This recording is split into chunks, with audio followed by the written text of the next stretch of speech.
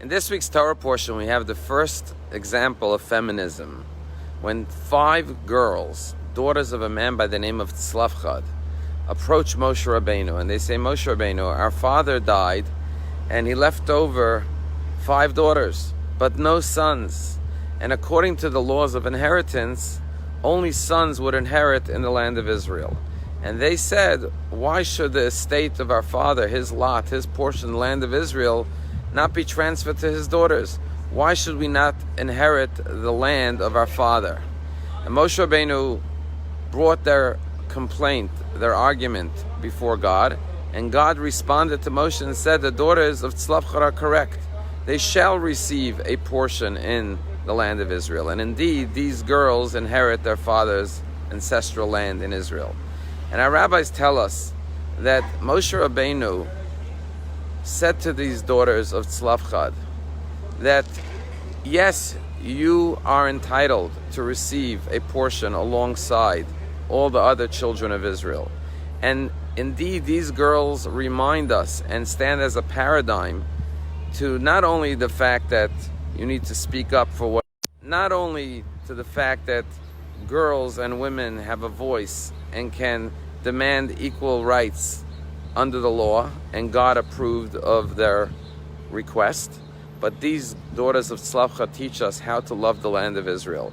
Because our rabbis point out, in contrast to the Jewish nation who said, let us return to Egypt when they faced challenges, these daughters of Tzlavchad said, we love the land of Israel and we want a portion in the land of Israel. And their motivation was not simply to acquire property or real estate, but their motivation was to own a piece of land in Israel. And that's why God granted their wish. And indeed, what we learn from this story is that whatever we love, we inherit. If you love the land of Israel, you inherit the land of Israel. If you love Judaism, you inherit Judaism. What we don't love, unfortunately, we lose. And because the daughters of Tzlavchad loved Israel, they merited to inherit the land of Israel. And therefore, when you look at Jewish history and you say, during these 3 weeks that we mourned the destruction of the temples, how is it that we merited in 1948 to come back to the land of Israel after 1900 years of exile? And the answer is, we never lost our land for the love for the land of Israel. And when you love something, you own it, you possess it, you acquire it, and you inherit it. Last week, something terrible happened in Philadelphia. A food fair, which is called Taste of Home, which is organized by an organization called Eat Up the Borders. And on their mission statement, they say that the purpose of this organization is to break down the barriers and the borders that separate people by bringing people together through common food, culture, and languages, which invites food trucks from every nationality to come and share the taste of their food.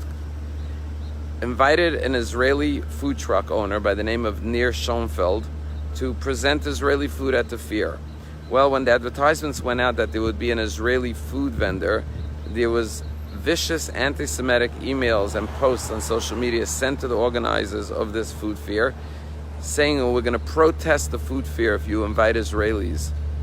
And the organization disinvited one nationality, the Israeli food truck. Well, when word got out, then there was a backlash from the Jewish community, and Jews all over the world wrote to the organizers of this food fair, how could you discriminate against the Jews, against